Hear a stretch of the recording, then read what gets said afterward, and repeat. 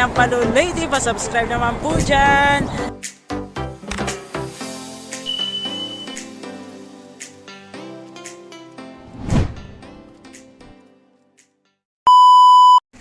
Welcome to my channel guys. For today's video, maggagawa po ko ng aking version ng beef with cream sauce.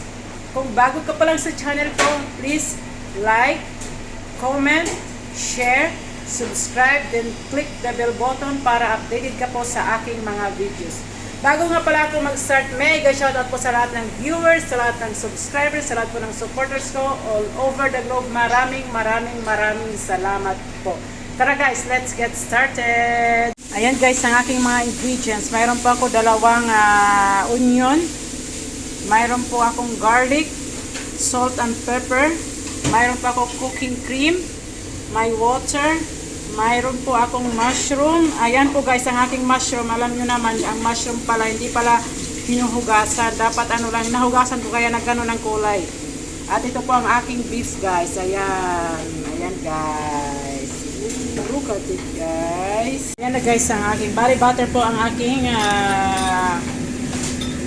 ano yun guys gagamitin para po masarap po lalo ang ating beef with cream sauce with mushroom.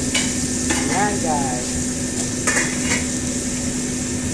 At dahil po unlimited dito ang onion kaya ganyan guys. Pag sa Pinas po, kontihan lang po kasi mahal po ang onion. Dito po, unlimited po. Ayan. Ayan guys, dahil ready na po, sunod na po natin ang ating garlic.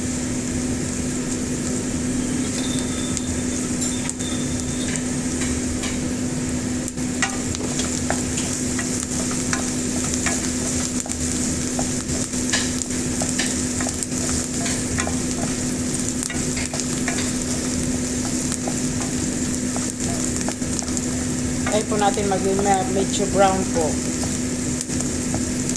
Saka natin ilalagay ang ating beef guys. Ayan guys, ilalagay na po natin ang ating beef.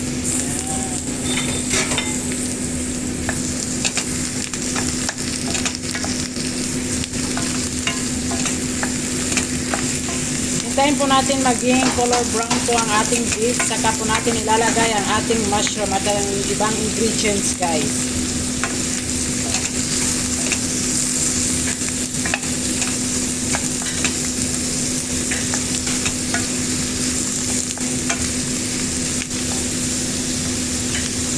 At dahil ready na po guys ang ating beef, lagay na po natin ang ating mushroom.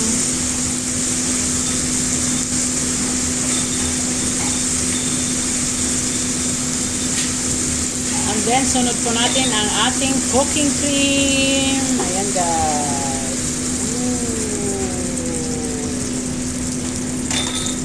And then little bit water. Lagyan po natin. Ayan.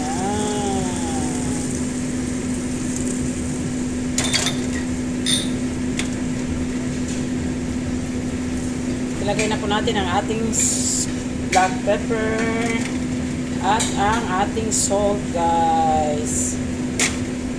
Ayan. Bali papakuluin po na ano natin hanggang 20 to 30 minutes. Depende po yan sa inyo guys. Ayan. Dagdagan pa po natin ang ating water.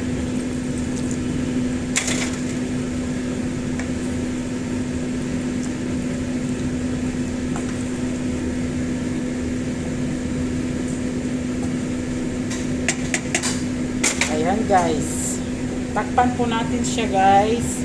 Ayan na guys, after 20 minutes po, ayan na po guys, ready na po siya. Ayan, ang aking beef with cream sauce. Ayan. Happy lunchtime everyone! Mabuhay po ang mga OFW!